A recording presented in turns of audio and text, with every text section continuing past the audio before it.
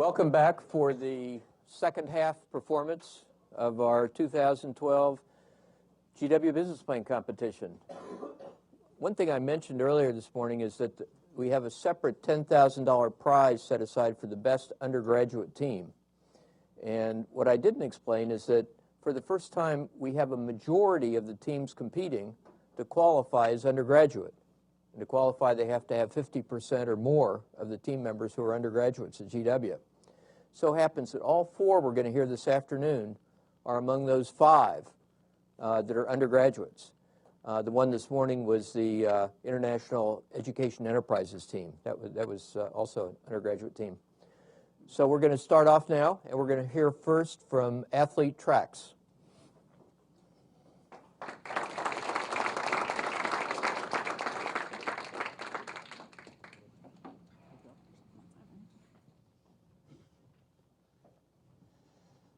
Good afternoon. I'm John Halpern, CEO, and we are Athlete Tracks. We want to thank everyone for the opportunity to present today. And we're very excited to present to you today our solution, which integrates the student athletes and the athletic administration through an integrated platform with instant communication, an integrated calendar, and as well as data-informed management. This solution that we've come up with is addressing a lot of problems that the NCAA is facing nationwide.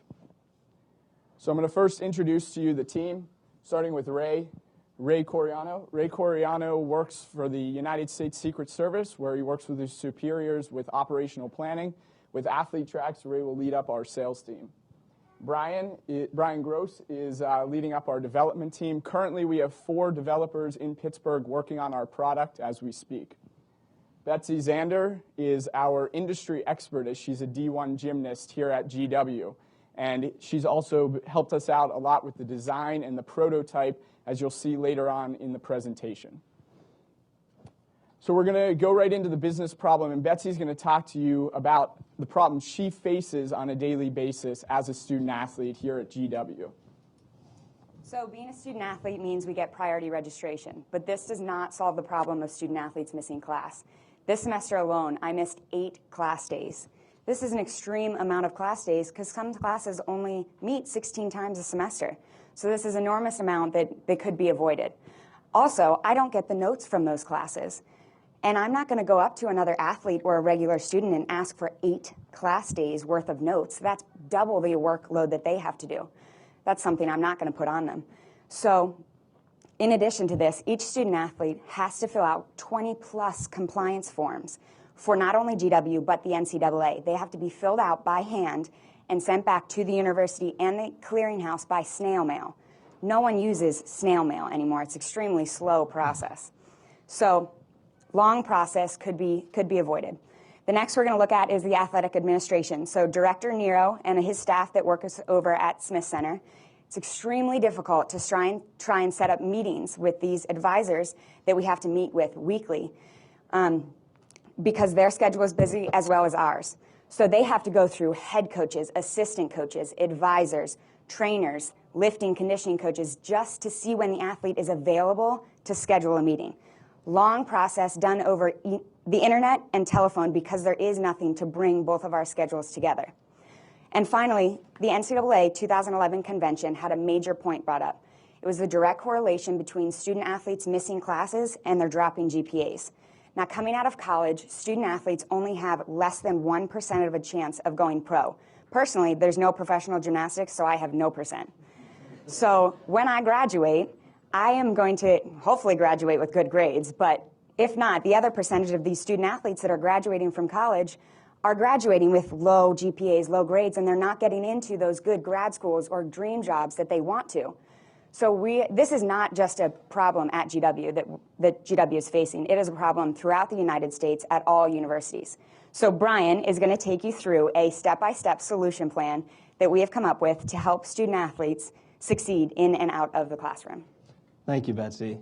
Now, after hearing that, her life sounds pretty miserable, right? Who would want to have to go through all that? But luckily for Betsy, she just logged on to the Athlete Tracks user platform, where you can see here, we're on our home screen, she can find everything that she needs on a daily basis right here. So on the left-hand side, she can see her daily schedule, the big important things for that day, like a meeting with a math professor or her team dinner. She can keep up with America's events. She can keep up with GW sporting events. She can read articles, see what's going on in the Smith Center that day.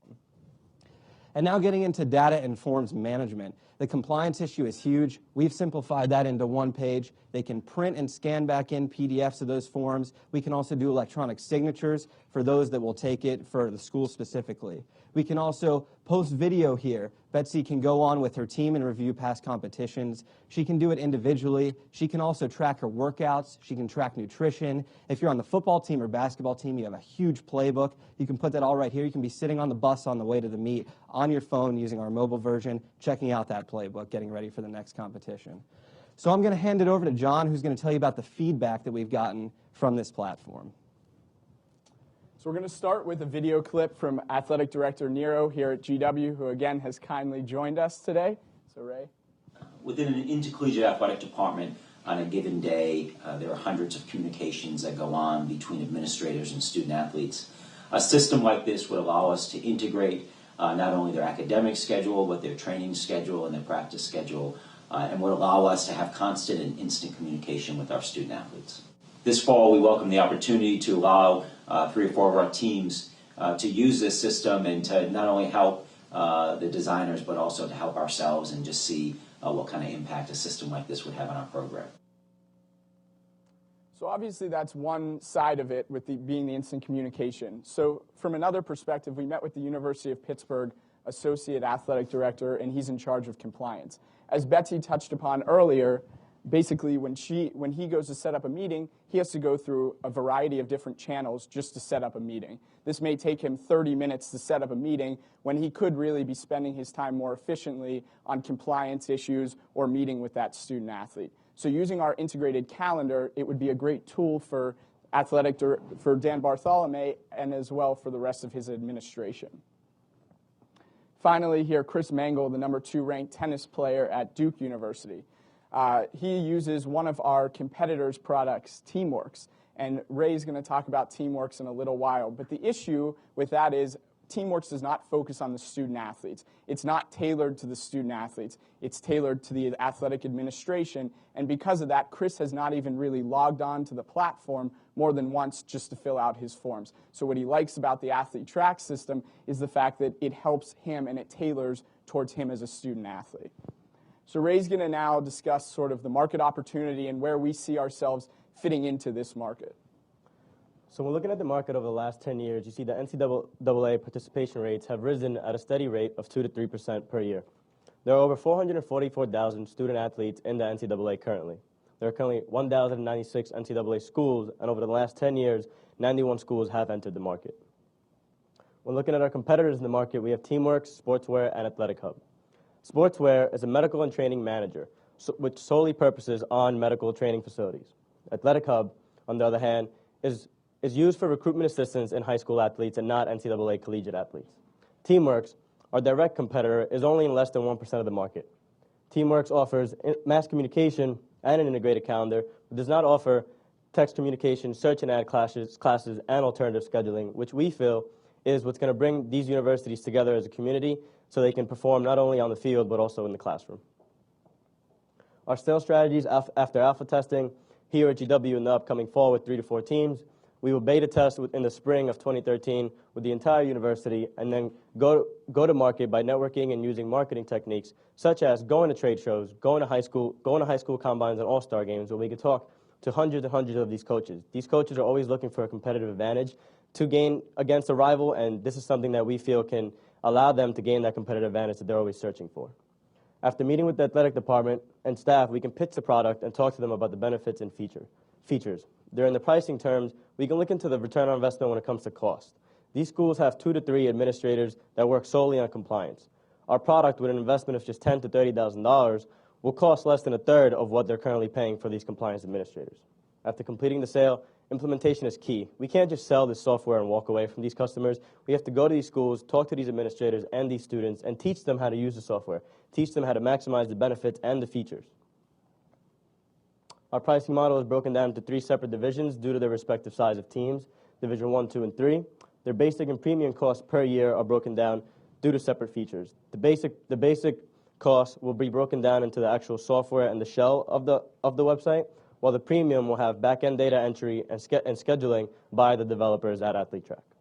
John will now talk to you about the 5-year plan and the financials. As we look at years 1 and 2, we realize that we're only looking at less than 1% of the market, 2 schools in year 2, 10 schools in year 2.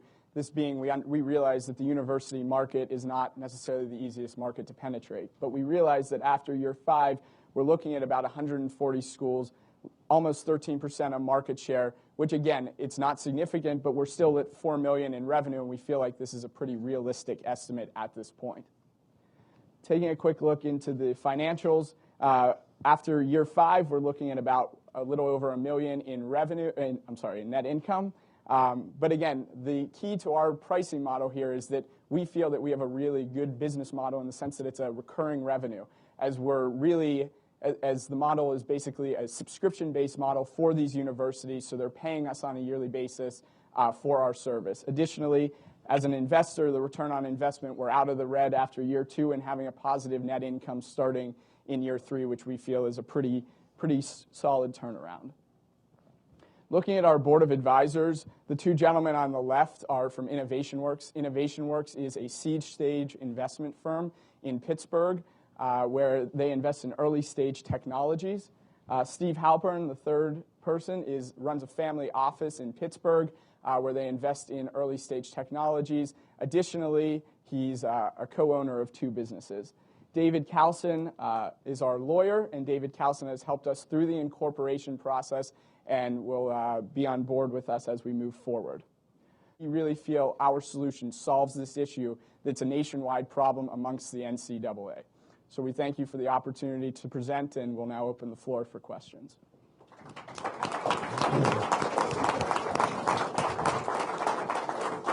Very good. Judges? The question on your sales cycle, if you're looking one university, how long take you engage them, eventually secure the contract, and you can start collect revenue? Well, once we meet with the universities and the athletic directors, we will discuss the different pricing terms, and then once we actually get to see because first we have to see what program they use, such as GW uses Banner. Although we are customizable with whatever software possible, I think once we look at the software, we can give a pricing terms, and they're not going to change varying the customer. They're always going to stay the same. So there's really not much to look into besides the pricing terms we have, what they're looking for, and how we can customize the software for them.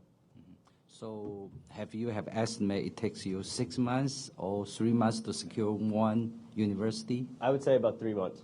3 months? Yes. I think also, too, as our business starts expanding and more universities come on board, I think that sales cycle will become shorter. I think it's the fact of entering this market. It's not a simple market to enter, and we realize that, but as we sort of get other schools, big-name schools, D1 schools like a GW, on board with it, it's much easier to then go to another big D1 school and say, hey, this is a case study, this is who's been using our product, these are the savings they've gotten from it, and I think that will shorten our sales cycle. Okay, thank you.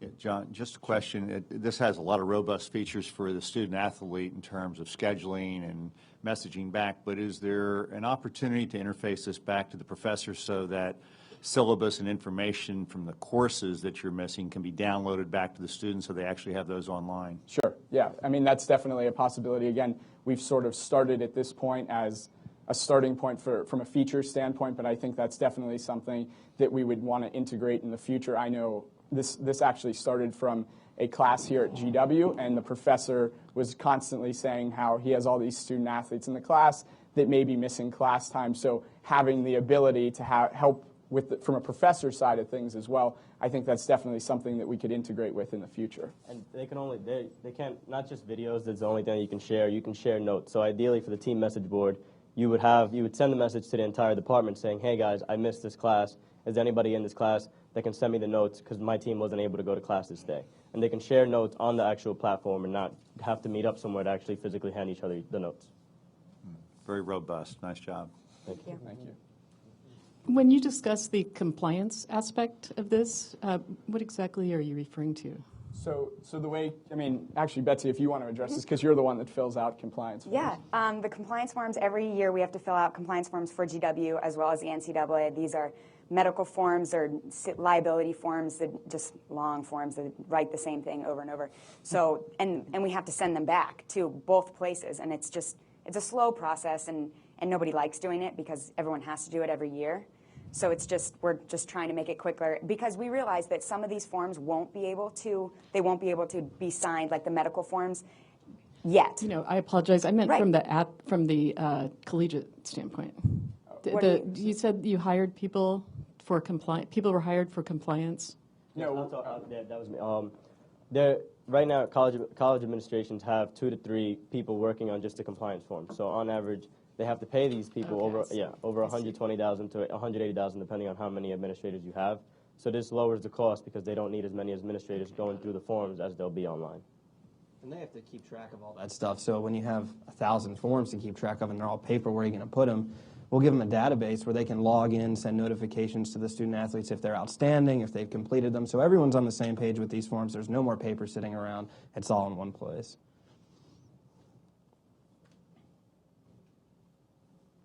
Other questions? Is there additional capital requirement to have the interface from the professors back to the student, or do you anticipate that you can do that on this platform and with the capital that you have now? We anticipate we can do it on the same platform. Again, this platform is going to be built out significantly, and I think there's room for other opportunities within this market as well for it as well. So I think it will be built out on the same platform, but again, that's something we'll probably have to see in the future depending on that, if we go that route. Great. Thank you very much. Excellent.